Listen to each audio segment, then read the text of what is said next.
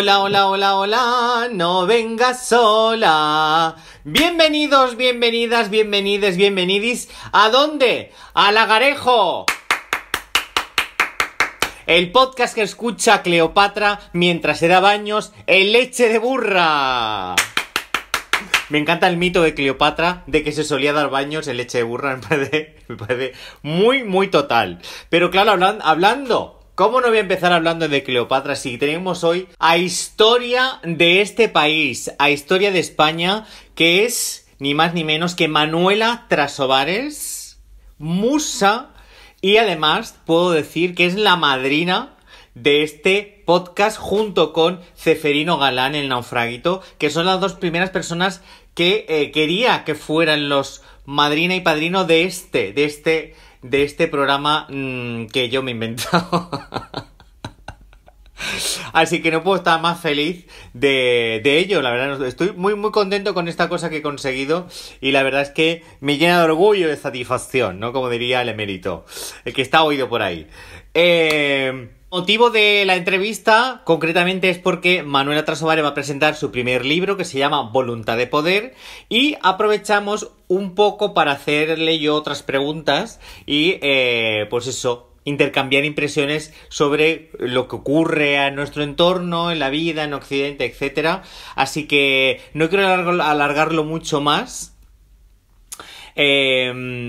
Pero a Manuela la conocí en el año 2014 en un evento que se llamaba La Muestra Marrana, que se hacía en el Hangar, aquí en Barcelona, y que consistía en que participaban diferentes performers como María Percance, que se sacaba boas del chocho, y otras que hacían recitales, etcétera. Y Manuela participó aquel día y la verdad que me quedé impresionado con su forma de ser, de explicarse, de hablar. Una cosa es verla, pero otra cosa es estar junto a ella, que es muy fuerte, su energía es increíble. Así que no voy a alargar más esta presentación y disfrutarla muchísimo. Nos vemos en el siguiente episodio. Muchos besos, corazones, y gracias, Manuela, y a Carlos también. ¡Mua!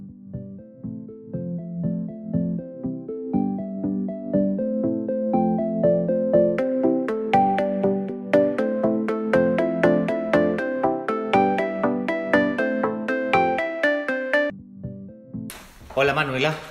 Hola, ¿cómo estamos? Pues muy bien, feliz de tenerte aquí en el podcast, en el Lagarejo. Un placer que me recibas. Y me gustaría, como no voy a hacer una presentación porque no hace falta hacerte la presentación, quería abordar directamente la próxima publicación de tu primer libro, sí, que se llama Voluntad de Poder, que saldrá el mes próximo y que está publicado por Ediciones Hidroavión. Sí, señor, muy bien. ¿Cuánto tiempo has tardado en acabarlo o cuándo empezaste a escribirlo? Bueno, vamos a ver. Hay un tiempo real en el que hice el libro que podemos hablar de... Pues, he hecho el libro en 4 o 5 meses o menos.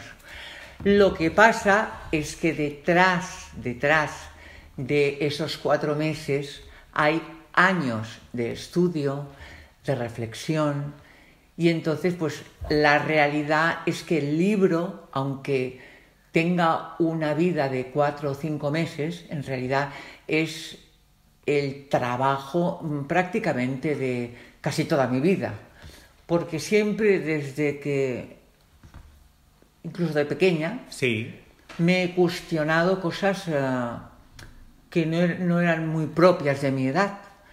Entonces he llegado a la conclusión de que yo he sido una filósofa autodidacta, de natura, o sea, mi naturaleza siempre se ha preocupado ante preguntas que se han hecho grandes pensadores, sí. Y entonces he llegado a la conclusión de que, bueno, siempre he sido una filósofa. Entonces, este libro, que sí, la realidad es que solo tiene 4 meses, sí, pues en realidad es el proceso de toda una vida. Es toda una vida. Sí, sí. Claro, porque el tema que vas a abordar o que has abordado ya en el libro, que sale próximamente, es esta investigación que hace en Nietzsche alrededor del poder y la voluntad de poder, que era ese simulacro que él hizo de reescritura de la historia, donde mezclaba lo moral, lo enigmático y también, por supuesto, el ser humano, ¿no? Todas las circunstancias que nos afectan al ser humano. Es decir, cuestiones por medio de la investigación de diferentes hechos históricos que a ti te han llamado la atención dentro de esta cultura o de esta civilización occidental.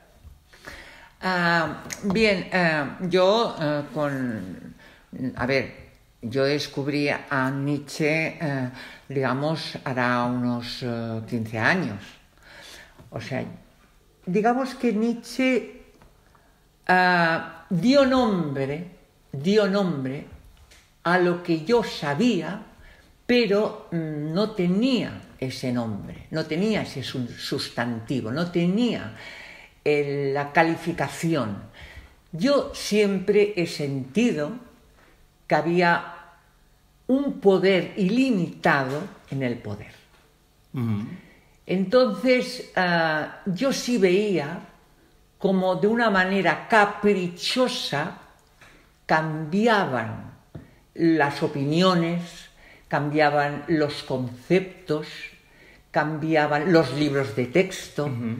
como una cosa de un mes a otro pasaba de ser blanco a negro, uh-huh. y que desde el poder se manipulaba lo que llamaban como verdad única. Entonces descubrí en Nietzsche el concepto voluntad de poder. Y ahí encontré el gran secreto de la humanidad. O sea, el principio, el fin, incluso lo que hay en medio de ese principio y ese fin, que es la propia vida, todo está encerrado en la voluntad de poder. Porque la voluntad de poder es todo. Uh-huh. Nuestra vida está determinada por la voluntad de poder. Y la voluntad de poder es algo que no existe, es algo completamente insustancial, pero que nos castiga a un nivel pues básico, metafísicamente y físicamente. O sea, la voluntad de poder es el poder que tiene el poder en cada momento determinado de la historia, que es cambiante, contradictorio y casualmente siempre es enemigo del pueblo. Esto me lleva directamente a lo que ocurrió con la Revolución Francesa, en la que de repente un estamento social como era la monarquía se vio afectada y, por ejemplo, cortaron cabezas directamente. Pero es que acto seguido llegó Napoleón. Esto lo analizas también. Claro. No. A ver, te lo cuento, Andrés, para que lo entiendas al revés. La Revolución Francesa para mí es una gran estafa de la historia. Sí. Es una gran mentira. Es una voluntad de poder que se impuso y se ha ido imponiendo. Y lo hemos tenido como referente de la gran evolución de la sociedad, porque hay un principio completamente absurdo que la gente cree o nos han enseñado a creer o nos han enseñado a pensar que la historia del pensamiento es una evolución, cuando eso no es cierto. Sí. O sea, la historia de la humanidad, si se caracteriza en algo, es en reiteraciones sobre reiteraciones, que cambia el maquillaje, cambia la escenografía, uh-huh. Pero es que ni siquiera hay la imaginación de inventarse otras situaciones, que son muy reiterativas y muy semejantes y muy parecidas. Y lo podemos ya encontrar con lo que se considera el origen de la civilización, que es en la antigua Sumeria, claro. Babilonia, eso ya lo vemos ahí. Uh-huh. Entonces, la voluntad de poder ha estado siempre presente y ha manipulado al débil, lógicamente, porque el débil ha sido siempre el esclavo del que ha podido imponerse. Y eso lo vemos en todas partes, y lógicamente esto lo vemos en la Revolución Francesa. Sí. La Revolución Francesa es O sea, aquí detrás de todo esto, claro, las cosas no aparecen porque sí en la vida, ¿no? Siempre hay una historia antes de esa revolución.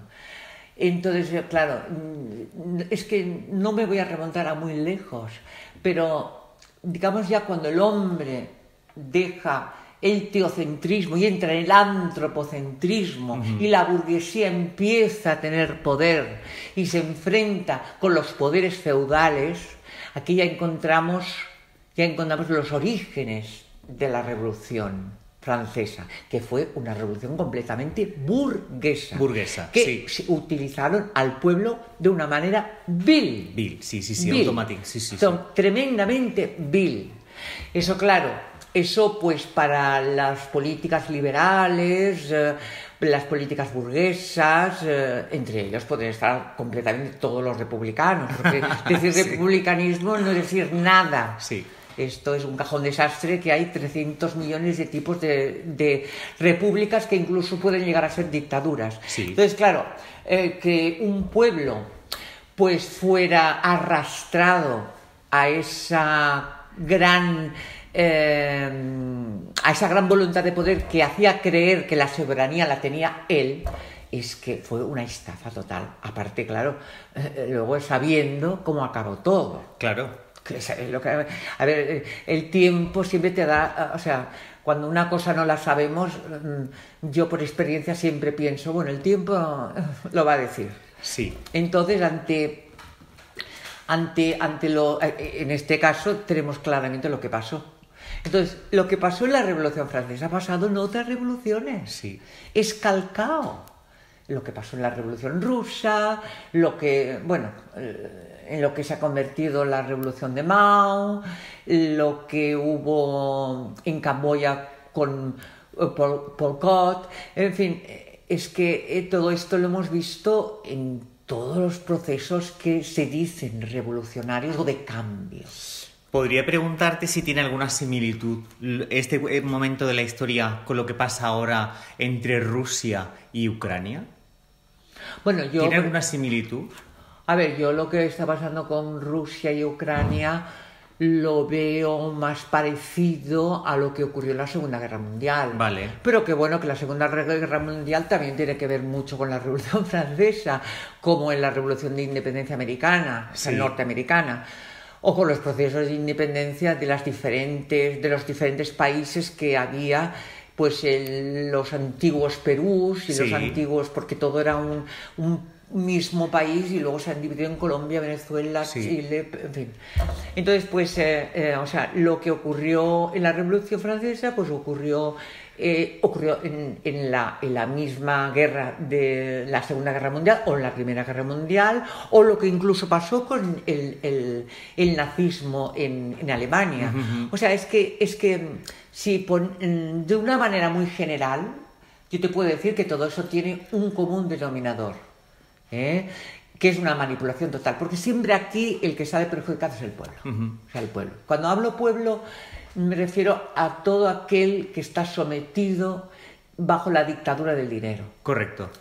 Yo siempre pienso que cuando hablan de libertad, fraternidad, igualdad, sí, pero con dinero. Entonces no hay ni libertad, ni hay fraternidad, ni hay nada de nada, ni legalidad. Claro, porque si, vamos a ver, yo para mí un Estado, ya lo sé que es una utopía, pero bueno, utopía por utopía, pues pienso en la utopía más grande. Uh-huh. Creo que las sociedades de verdad civilizadas, pues no tendría que haber dinero para comprar lo esencial. Es decir, porque si tú quieres un capricho, vale, me parece muy bien que te lo trabajes y que te lo ocurres. Ahora, yo no creo que se tenga que luchar por la comida, no creo que se tenga que luchar por un techo, sí. No creo que se tenga que luchar por una sanidad, o sea, una educación, uh-huh. Una legalidad, con problemas, pues lógicamente que puedan surgir, pues de la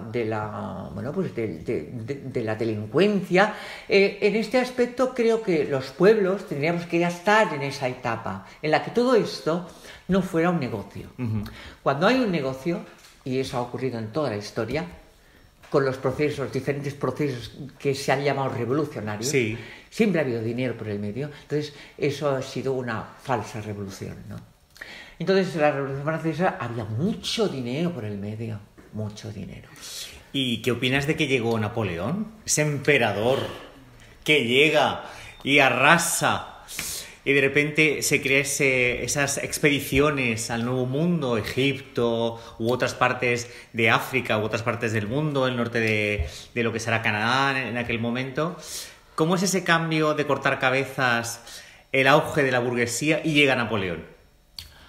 Bueno, porque... ¿Qué ocurre ahí, No, en esa es revolución? que yo lo que pasa es que creo que para entender lo que ocurrió con esto, como ocurrió con Napoleón III y Eugenia de Montijo, que volvió a reiterarse el Segundo Imperio, Sí. entonces dices, bueno, entonces la revolución, entonces ¿qué ocurrió? Bueno, es que la Revolución Francesa no terminó con Napoleón, eso no es verdad. Ni terminó en la fecha que todos los manuales de historia nos dicen. La Revolución Francesa continuó durante todo el siglo XIX. Sí. Y bueno, y si me apuras y analizamos más profundamente, incluso en la Primera Guerra Mundial hay vestigios de la Revolución Francesa. O sea, es mucho más complejo, eso no tiene una fecha que termina, que empieza, no. Hay un preámbulo, que si los ilustradores, que si Voltaire, que si Rousseau, pero también había mucho... masonismo, había también mucha secta, digamos, que está al margen de lo oficialmente correcto, pero que estaba ahí navegando, que eso también lo encontramos en la Revolución Rusa, ¿no? Una gran manipulación del judaísmo, también de la masonería, bueno, de los protocolos de Sion, o sea, Sí. que dicen que todo es mentira y no es verdad que hay esos protocolos y eso existe.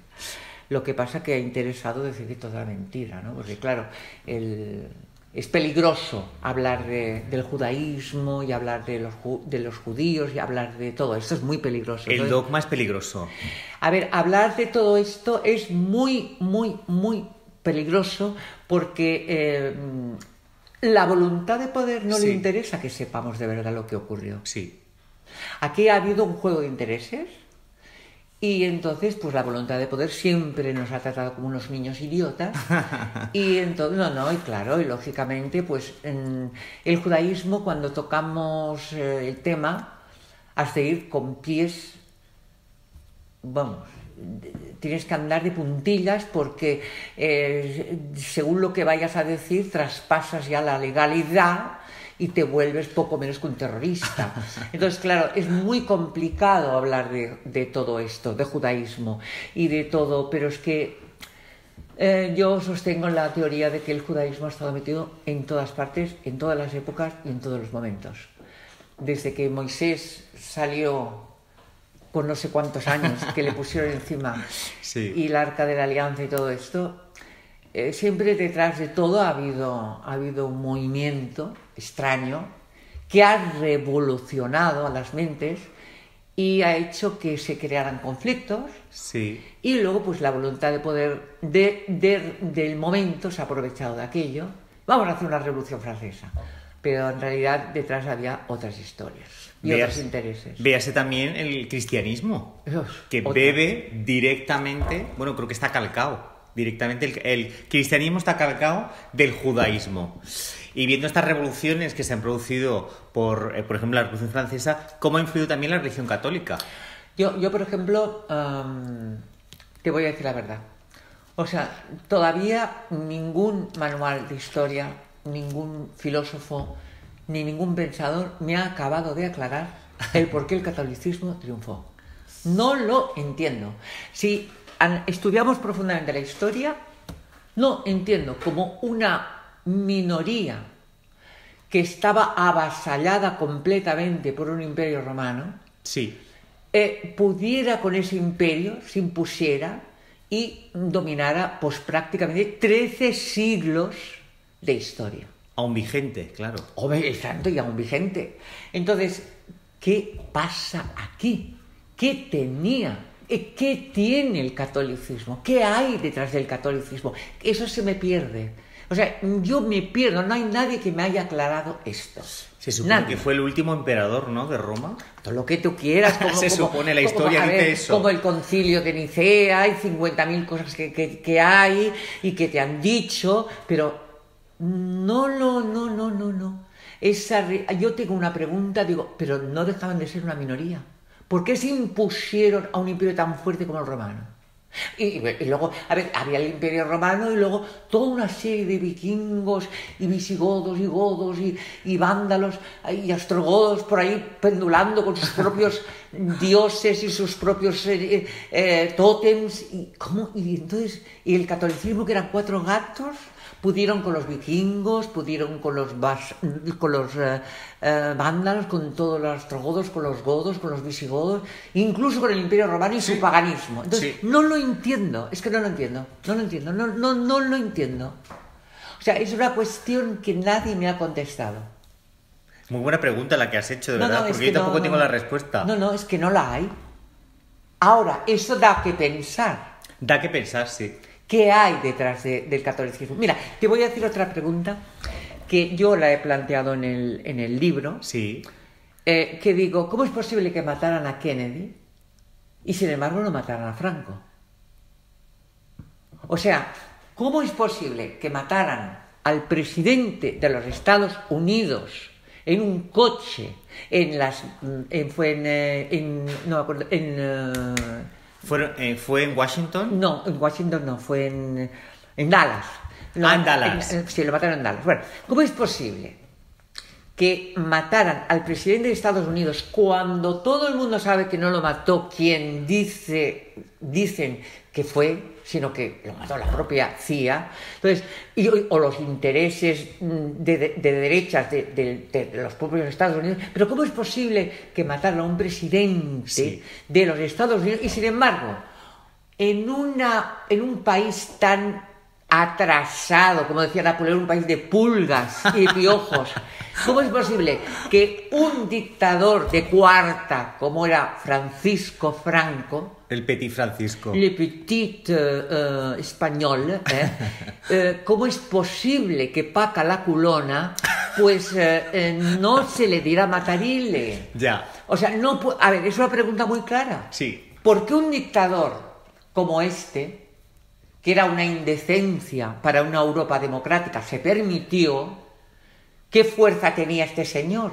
Que no se nos cuenta. ¿Y cómo es posible que el presidente de unos Estados Unidos sí lo mataran? A ver, es una pregunta que yo me planteo porque digo, bueno, a ver, ¿qué fuerza tenía este señor? Pues muy fácil. Es que este señor detrás tenía una voluntad de poder que le interesaba, porque era un freno al comunismo, al anarquismo sobre todo. Porque si algo tengo que decir, el libro es una gran apología al anarquismo.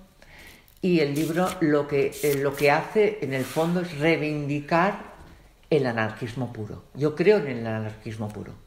El anarquismo puro se ha practicado, se ha podido hacer, sobre todo en la Revolución Española, de la Guerra Civil, que en realidad no fue una guerra civil, fue una revolución.